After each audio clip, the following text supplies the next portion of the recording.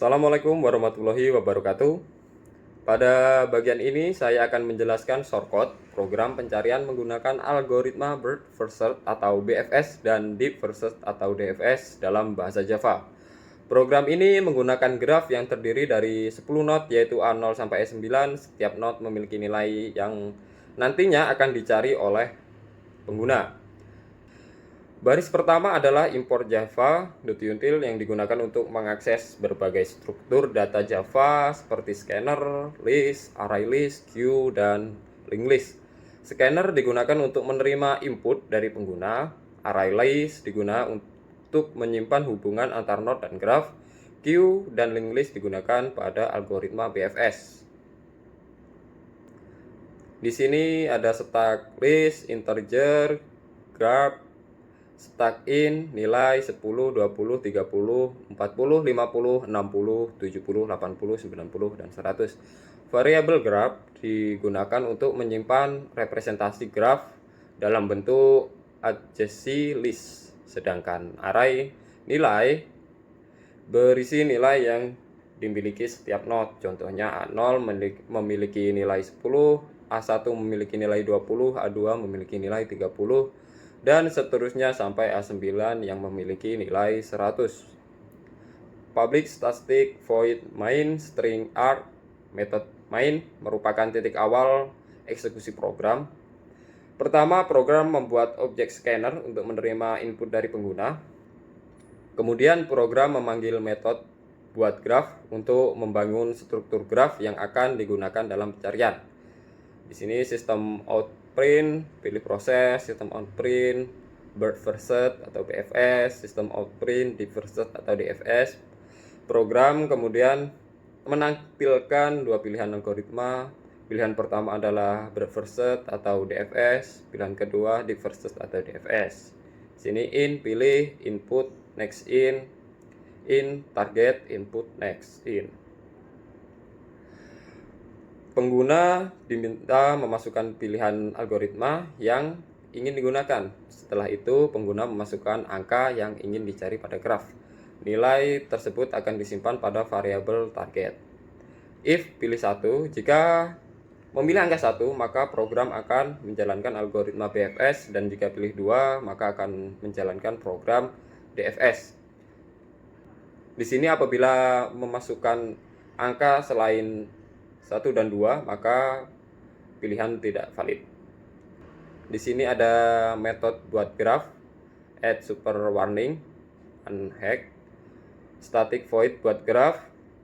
Metode ini digunakan untuk membuat struktur graf. Pertama, program membuat array yang berisi 10 array list sesuai dengan jumlah node yang ada. Setelah itu, hubungan antar node ditemukan menggunakan perintah add. Contoh grab 0 add 1, grab 0 add 2. Artinya node A0 memiliki hubungan ke 1 dan 2, kemudian grab 1 add 3, grab 1 add 4, berarti A1 terhubung ke A3 dan A4. Dengan cara yang sama, hubungan antar node lain juga dibentuk. Metode BFS, static void BFS, in star in target. Metode ini digunakan untuk melakukan pencarian menggunakan Bird First Search. Pertama, dibuat array visited untuk menandai node yang sudah dikunjungi agar tidak proses berulang kali. Kemudian dibuat queue yang berfungsi sebagai antrian, queue add star, visit star true. Node awal yaitu A0 dimasukkan ke dalam queue dan ditandai sebagai sudah dikunjungi. Proses BFS di sini while queue is empty. Selama queue masih berisi node, proses pencarian akan terus berjalan. In quote sama dengan queue pull. Node paling depan dalam queue akan diambil dan diproses. Kemudian if nilai quote target, program memeriksa apakah nilai node saat ini sama dengan target yang dicari.